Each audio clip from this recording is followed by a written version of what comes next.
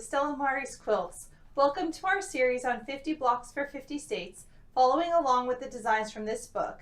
Check out the description box below for more information about that, as well as the link to get the patterns that we've made for this specific block as well as other blocks from the series. Today we're going to work on the block for the state of Missouri, which was designed as a commemoration for the return of Halley's Comet. So let's go ahead and grab our cup of tea and get started. For the Missouri block, we're going to need a few pieces. We're going to need one 8.5 by 8.5 inch square of our dark, two 8.5 by 4.5 inch rectangles of our light, two 5 by 6.5, and then we're going to need two each of our medium, light, and dark in a 2 3/4 inch square, and then three 2-inch squares. To get started, we're going to make a star, and we're going to do that using the 2 at a time method. We're going to use the 4 at a time method to make half square triangles. So I'm going to pair one of my mediums with one of my darks, one of my lights with one of my mediums, and one of my lights with one of my darks. So we've got our 3 sets. I'm going to put them together, right sides together, and sew around all 4 sides. So I think I messed up on telling you the sizing of these squares. The actual size is 3.5 inch squares here, but you can see I've sewn all the way around all 4 sides, and now I'm going to go ahead and cut out my half square triangles. You can do this a couple ways. You can cut across diagonally in both directions, and then open them up and square them to the size we need. Or I'm going to use my Clearly Perfect slotted trimmer B here, and I'm going to just cut them straight from the square. So I'm lining up the stitch line on the ruler with my actual stitch line, and I'm going to go ahead and cut and cut. Did I get it all? I'm trying to be a little too conservative here. That one I need to fix.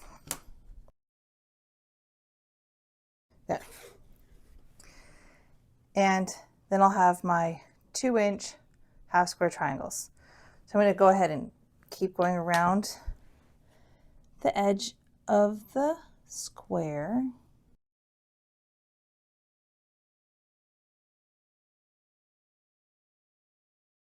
So there's not a lot of extra. If you wanted to have a little bit more wiggle room, you could make a larger square to start with.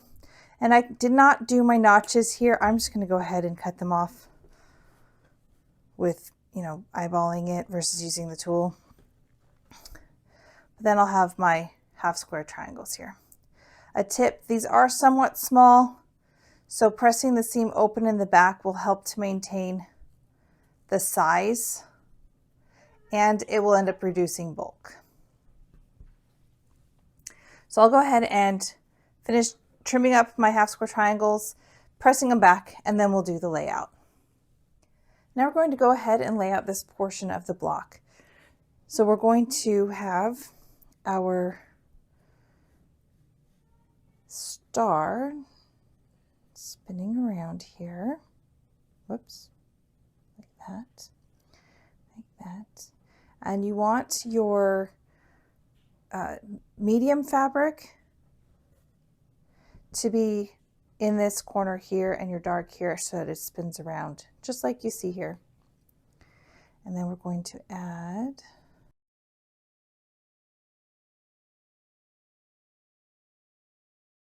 and then our corner pieces I'm going to put in there. My fabric is hard to tell which way's the wrong side. Okay. We're going to leave this corner open because the next unit is going to actually slide into that spot right there with a Y seam. So as you're sewing this together, these will sew together with nothing to worry about. But at this spot right here where these intersect, and you're sewing the rows together, you're going to want to make sure that you stop at the 1/4 inch right here and sew from here to the end. That way we have the space to do our Y seam. So I'll take this to the sewing machine and get that done. As I was sewing the star together, I realized we don't need a Y seam on this. We're just going to sew the bottom 3 rows together and leave the top row separate. The next thing we're going to do is we're going to add our 5 by 6.5 inch rectangles to the edges, just like this. I'm going to put this one to the side, to the left side of my star, and I'll just put those together and then sew it. And then I'm going to put my other one moving up across the top of my 3 unit strip here. So I'll just fold that together and then just sew across. I'm going to go ahead and do that. But while I'm doing that, I'm also going to show you the next part of this block. And that's going to be what's our, basically like the comet tail. To do this, we need our large 8.5 square. And you're going to want to pick a corner, doesn't matter which one, just one of the corners. From the back, I'm going to mark a 1/4 inch away from the corner. So I've basically just lined up my ruler here so that I have a 1/4 inch and a 1/4 inch. I'm just going to mark that 1/4 inch point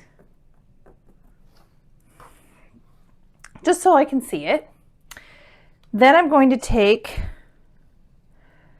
our remaining strips of our background. I'm going to make sure I have the back of it, not the front. This one's a little hard to tell. Okay, so that's the back side.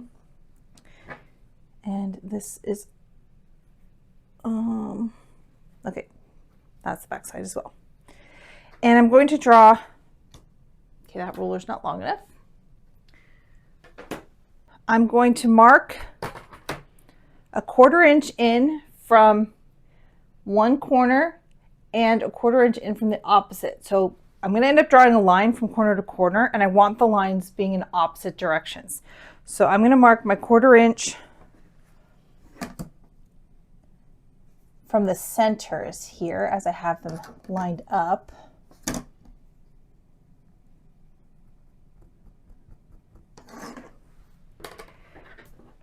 And then I'm going to draw a line from corner to corner from that 1/4 inch mark.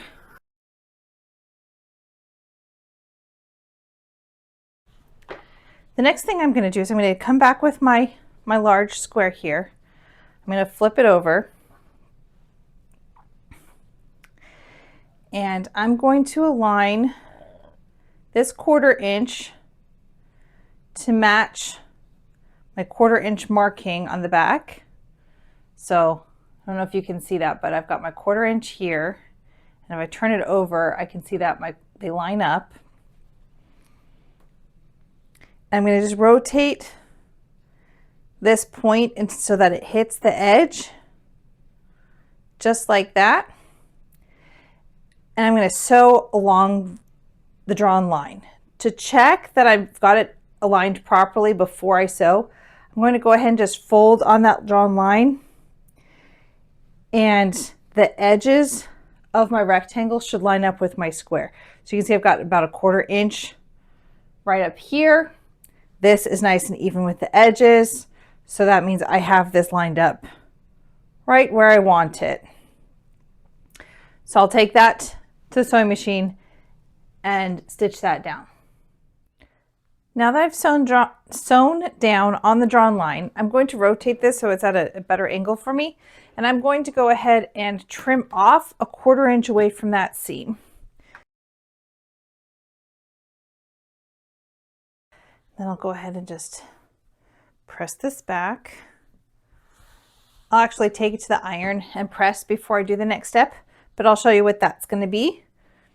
We're going to do the same thing that we just did, except this time with the other rectangle. We're going to get our 1/4 inch mark lined up with that 1/4 inch mark, which is still visible even though I trimmed stuff off. It's right where we trimmed us actually. And then I'm just going to rotate my rectangle here until the point hits the edge of the square. And then I'm going to sew down on the drawn line. Now that the second side is sewn on, I'm going to do the same thing with trimming off the excess fabric here. So I'm going to go ahead and just line my ruler up. It doesn't have to be a perfect 1/4 inch, just trimming off the excess, leaving your seam allowance is just fine. And I already took it to my iron and pressed it, so this is pressed back nicely. And now we're going to just square this up. We're going to trim it down so that it's an 8-inch square. You can see there's not a lot to trim. I have my 8-inch line is right here. But what you want to make sure you look for is that at the point up here, you want to have a 1/4 inch seam allowance. So I've got my 1/4 inch right there in the corner. And then I'm looking at, oh, actually I'm going to turn this around. Put a 1/4 inch right there. And I have my 45-degree angle coming so that it comes all the way to the point. That way I can make sure it's nice and straight. I'm going to go ahead and just trim that side. Rotate my mat. Trim that side. Now I'm going to rotate my unit here. Now I'm going to line up my 8-inch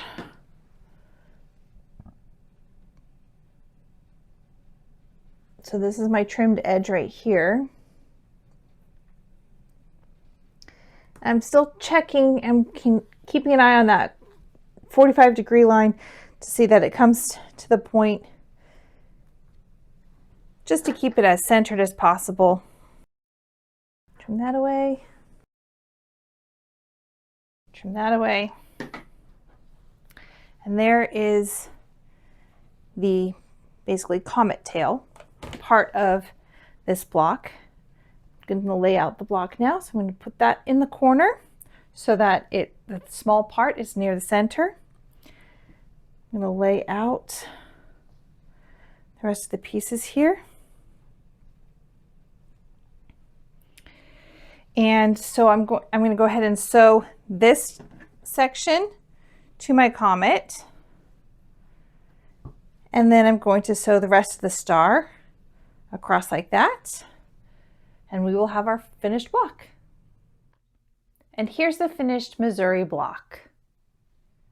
Thank you for joining me today working on the Missouri block. I hope you enjoyed this and you continue journeying along with us through this series. Make sure you hit subscribe so that you are notified every time a new video is released. Until next time, cheers and happy quilting.